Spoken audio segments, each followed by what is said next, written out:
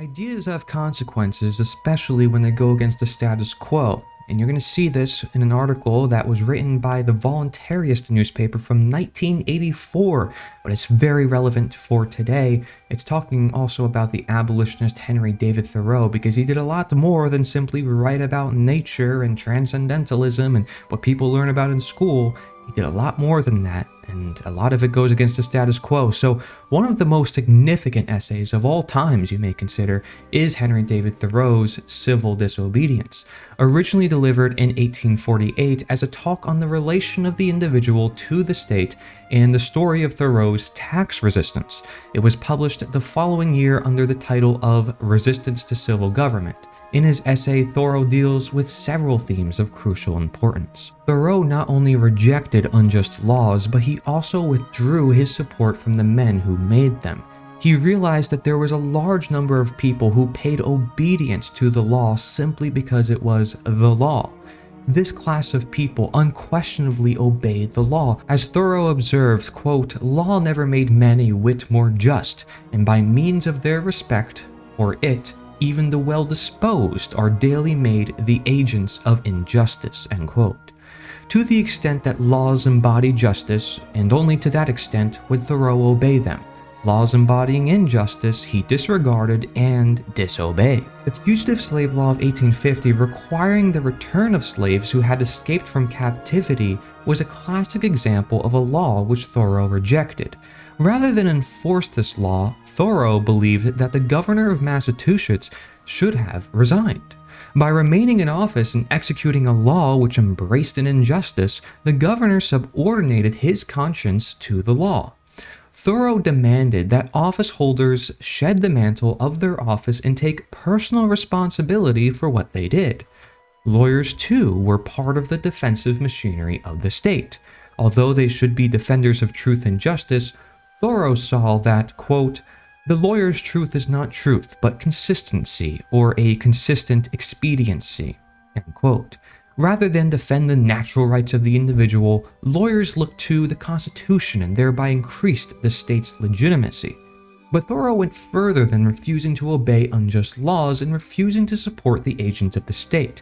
He questioned the authority and legitimacy of the government itself. It was for no particular item in the tax bill that he refused to pay. Quote, "I simply wish to refuse allegiance to the state, to withdraw and stand aloof from it effectually," end quote.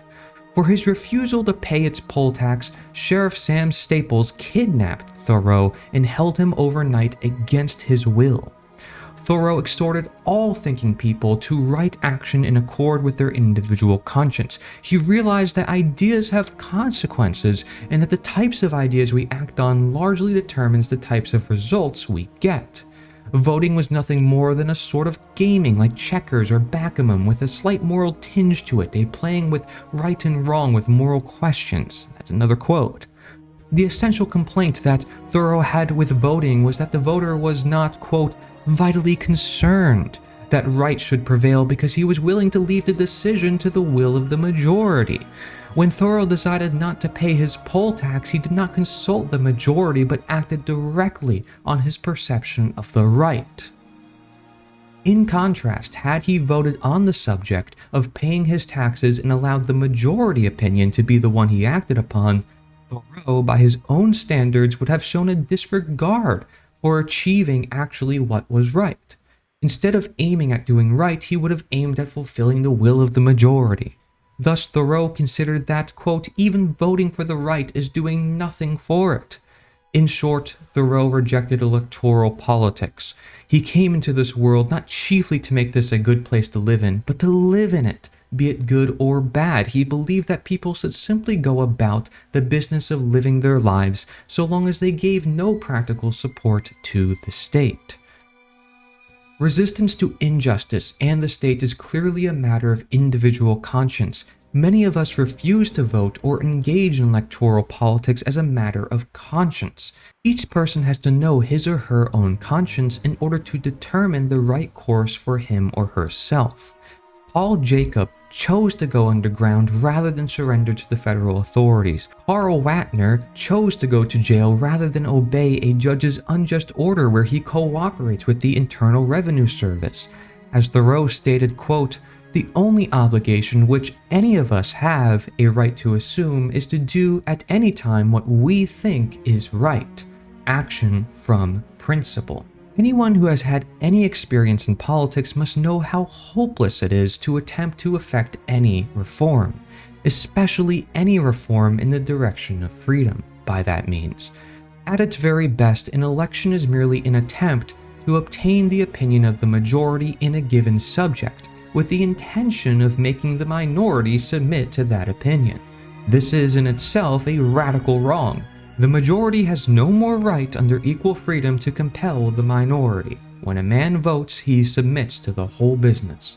By that act of casting his ballot, he shows that he wishes to coerce the other side, if they are the minority. He has consequently no cause for complaint if he is coerced himself. He has submitted in advance. To the tribunal, he must not protest if the verdict is given against him. If every individual is a sovereign, when he votes, he abdicates. If we deny the right of the majority to interfere in our affairs, it would be absurd to vote and thereby submit ourselves to the will of the majority. Must we then sit still and let our enemies do as they please? The answer is nonviolent resistance. The most perfect nonviolent resistance has often been practiced by the Quakers. During the Civil War, the Quakers all absolutely refused to serve in the army. In European countries, they have resisted conscription in the same manner. What could be done about it? A few were imprisoned, but they stood firm, and finally, by nonviolent resistance, they have gained immunity from this particular form of tyranny. To gain anything by political methods, it is first necessary to gain a majority of the votes cast, and even then you have to trust to the integrity of the men elected to office. But with nonviolent resistance, this is unnecessary. A good, strong minority is all that is needed. It has been shown that the attitude of the state is merely a crude expression of the general consensus of the opinion of its subjects. In determining this consensus, quality must be taken into consideration as well as quantity. The opinion of one determined and intelligent man may far outweigh that of 20 lukewarm followers of the opposition. A quote from David Thoreau: "To apply this consideration to practical politics, it may be true that the majority in this country are favorable, say, to universal vaccination. It does not follow that a compulsory law embodies the will of the people, because the very man who is opposed to that law is at least 10 times more anxious to gain his end than his adversaries are to gain theirs. He is ready to make far more sacrifices to attain it. One man rather wishes for what he regards as a slight sanitary safeguard, and the other is determined not to submit to a gross violation of his liberty. How differently the two are accutated. One man is willing to pay a farthing in the pound for a desirable object, the other is ready to risk property and perhaps life to defeat that object. In such cases as this, it is sheer folly to pretend that counting heads is a fair indication of the forces behind." End quote. A strong, determined, intelligent minority employing methods of nonviolent resistance, maybe even showing their efforts to the rest of the world, would be able to carry all before it. Another thing must be remembered. Nonviolent resistance can never pass a law, can only nullify laws.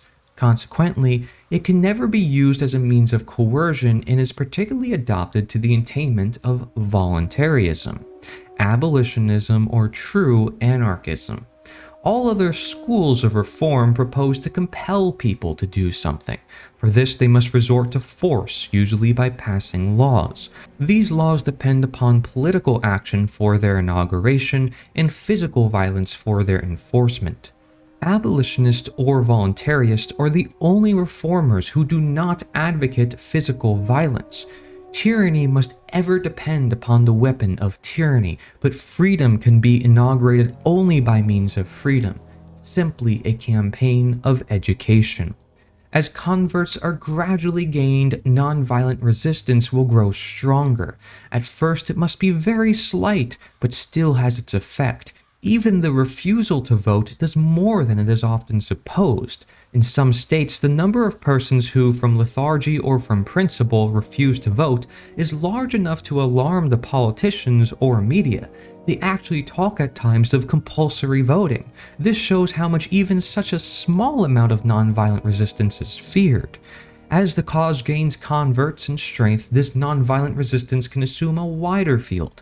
The more it is practiced, greater attention will be drawn to underlying principles. Thus, education and nonviolent resistance go hand in hand and help each other step by step towards the goal of human freedom. Thank you very much for watching. Send us your article. I'll turn it into a video for you. Get involved. Send your freedom servers. Send your freedom music, whatever it is. We need to get together and create true change. I'm creating this huge project for anybody to get involved, literally from anywhere, totally free and educational, to do exactly what this article is talking about. Sharing the ideas and educating, because that's the only way we're going to truly change the minds and thus change the reality we live in. That's the only way. You can try to force people to be good, but it's not going to work. And we see how governments have tried to force people to be good. It's actually the other direction, and that's wrong within itself. So we want to do what is right, and we want to live by example, be the change by example. Get involved. Go to deliberator.us. That's deliberator.us. Thank you very much for watching.